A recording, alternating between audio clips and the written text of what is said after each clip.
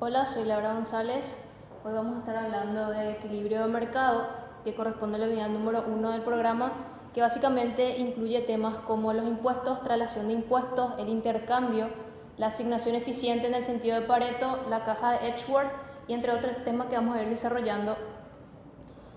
Bueno, sabemos que un equilibrio de mercado es una situación en la que cada agente económico toma las decisiones que más le favorecen y en la que la conducta de cada uno de estos agentes es compatible con las demás. Gráficamente sabemos que el equilibrio de mercado se representa por una intersección entre la curva de oferta y demanda. Esta intersección determina el precio de equilibrio y la cantidad de equilibrio. Pero hay que tener en cuenta que cuando hablamos de equilibrio de mercado, estamos hablando del mercado en su conjunto, es decir, si hablamos de la curva de demanda de mercado, estamos hablando de las sumas individuales de las demandas de cada uno de los agentes, es decir, de los consumidores, y cuando hablamos de la curva de oferta, hablamos de las cantidades ofrecidas por cada uno de los productores. Cuando hablamos de estática comparativa, básicamente lo que hacemos es una comparación de equilibrios estáticos. ¿Qué significa esto? Que básicamente analizamos el efecto que tiene, por ejemplo, un impuesto, una subvención sobre el mercado. Y sin entrar a preocuparnos por cómo pasa el mercado de una situación a otra, sino simplemente el efecto que tiene sobre el mercado. En el siguiente gráfico tenemos, por ejemplo, un desplazamiento ascendente de la curva de demanda y nos preguntamos qué implica este desplazamiento ascendente de la curva de demanda. Y gráficamente podemos ver que este desplazamiento significa que el precio de equilibrio y la cantidad de equilibrio varían. Es decir, el precio pasa de P1 a P2 y la cantidad pasa de Q1 a Q2. Básicamente, entonces, en estática comparativa lo que hacemos es comparar dos situaciones a partir de un efecto que se produce en el mercado.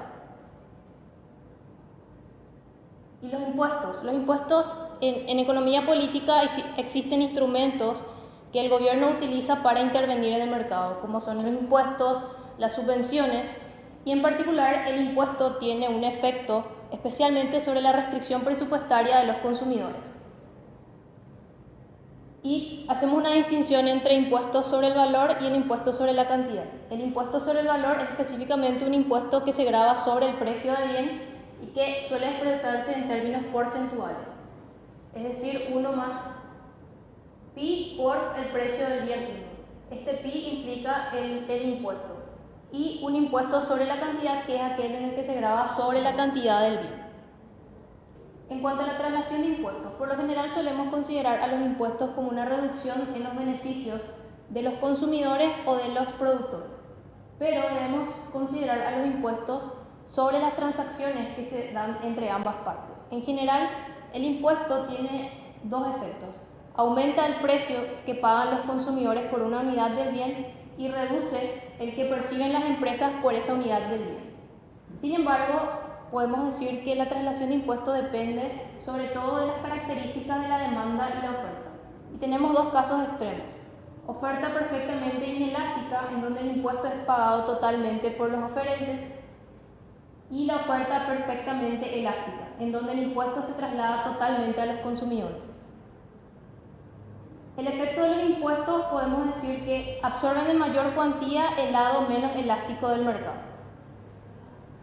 La pérdida irrecuperable de eficiencia provocada por los impuestos, desde luego que esto representa un coste tanto para los consumidores como para los productores.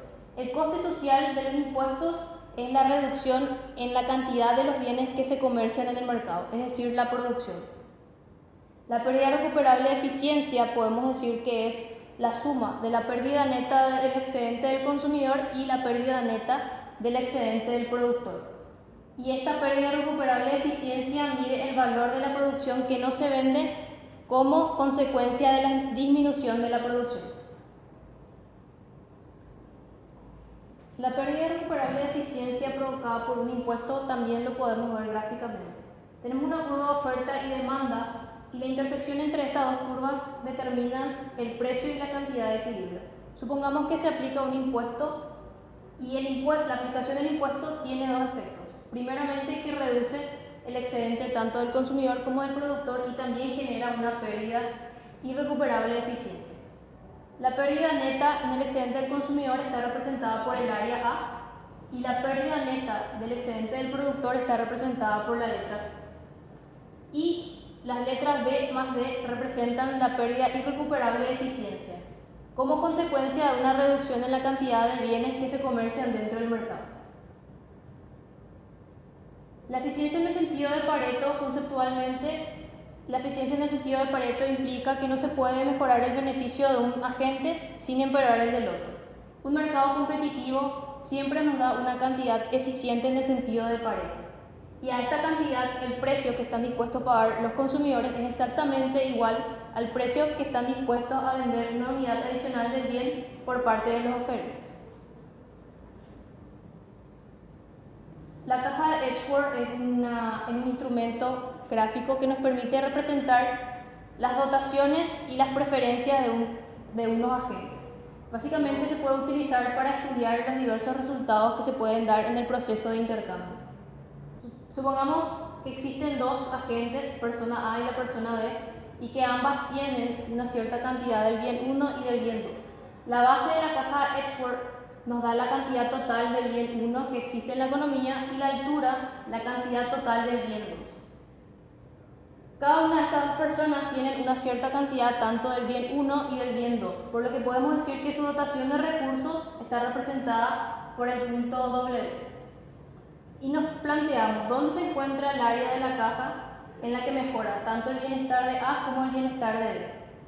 Y esta área está representada en el gráfico por el área sombreada. Cualquier punto dentro de esta área sombreada implican combinaciones tanto del bien 1 y del bien 2 que son ventajosas para ambas personas, pero que no implican asignaciones eficientes en el sentido de Pareto.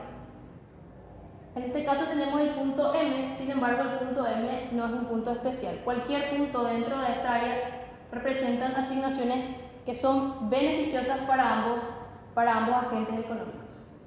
El comercio continúa hasta que no existe ningún intercambio más que sea mejor para ambas personas. La asignación eficiente en el sentido de Pareto implica la tangencia entre las curvas de indiferencia de la persona A y de la persona B. En el punto de tangencia, ninguno de los dos consumidores puede elegir otra combinación que no implique una disminución en el beneficio de la persona B. Entonces, gráficamente el punto M nos muestra la tangencia entre la curva de indiferencia de la persona A y de la persona B. La curva que une todos los puntos eficientes en el sentido de Pareto nos da lo que es la curva de contrato. Una asignación eficiente en el sentido de Pareto es aquella en la que no es posible mejorar el bienestar de todas las personas involucradas, no es posible mejorar el bienestar de una de ellas sin empeorar el de otra, se han agotado todas las ganancias derivadas del comercio y no es posible realizar ningún intercambio mutuamente ventajoso.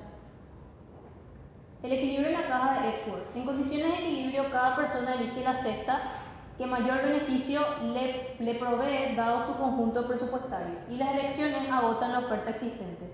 Gráficamente se representa, tenemos la curva, la recta presupuestaria y en el punto de tangencia entre la curva de indiferencia de la persona A y la persona B tenemos la asignación de equilibrio.